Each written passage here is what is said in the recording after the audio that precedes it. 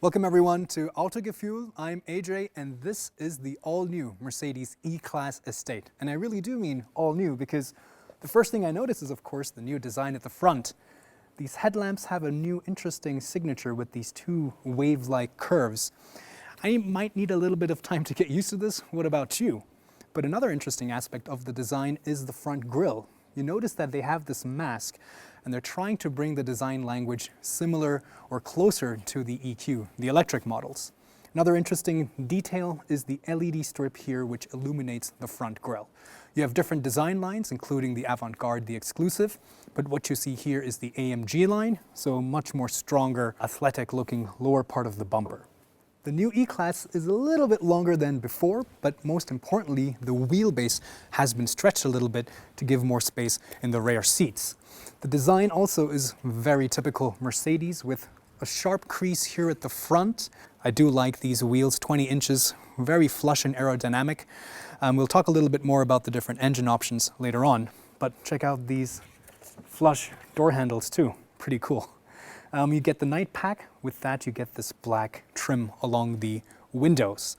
Now, it's interesting because the rear axle comes as standard with air suspension. The front doesn't. You can optionally get a full air suspension package. However, there is still no option to get rear axle steering.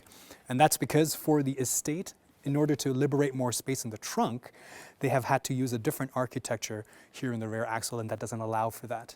Another main change here with the E-Class Estate for this generation is the tapering angle of the D-pillar. It's a little bit more raked to kind of give a slightly shooting brake-esque design.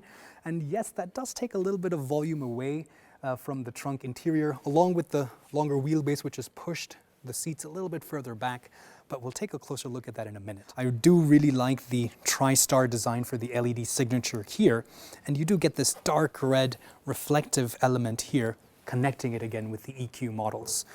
Further down, being the AMG line, of course, you have the diffuser, but fake exhaust tips. But overall, very wide and low stance here in the rear.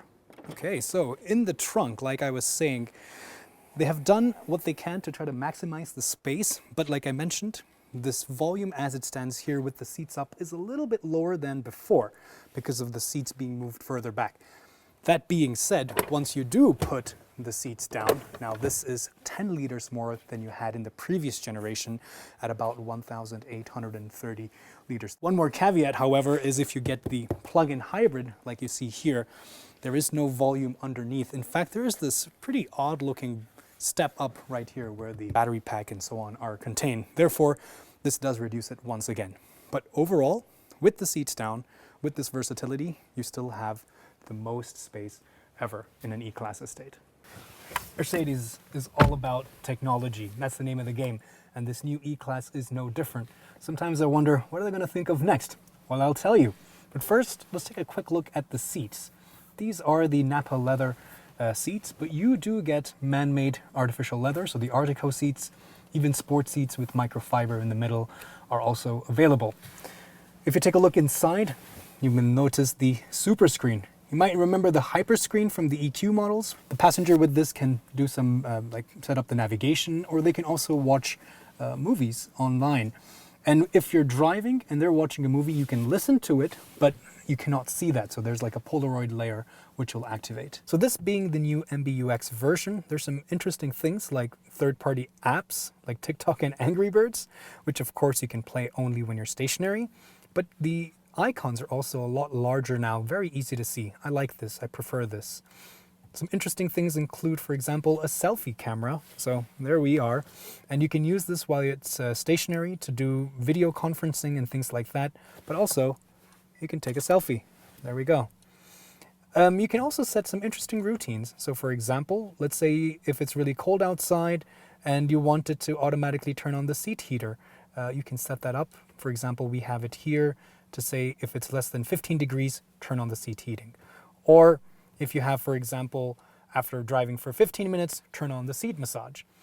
This does not mean, however, that you can pre-program the car to warm itself before you get in. You still have to do that with the connected app, not with routines. Some other interesting things which I'm not sure I completely like is the fact that there is no static climate control menu like we see, for example, in the new C-Class with the GLC. So you have to come into this menu and then you have a second tab to activate that. But what you also see here is that you get digital vent control. What's digital vent control? Well, if you look up here, check this out. Whoop. It's magic. So the vents actually rotate and turn on their own based on how you have set the position. You can still manually control that so it doesn't break. This instrument cluster looks familiar. However, what you cannot see on the camera is the fact that this is actually now in 3D. Plenty of knee room, plenty of space for me to slide my feet under the front seat.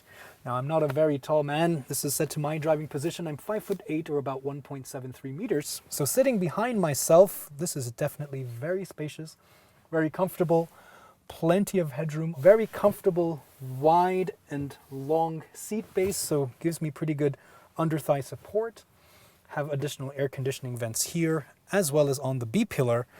And of course, the ambient lighting and just generally the ambiance of the E-Class estate definitely feels very luxurious. All right, so what kind of engine options do we get?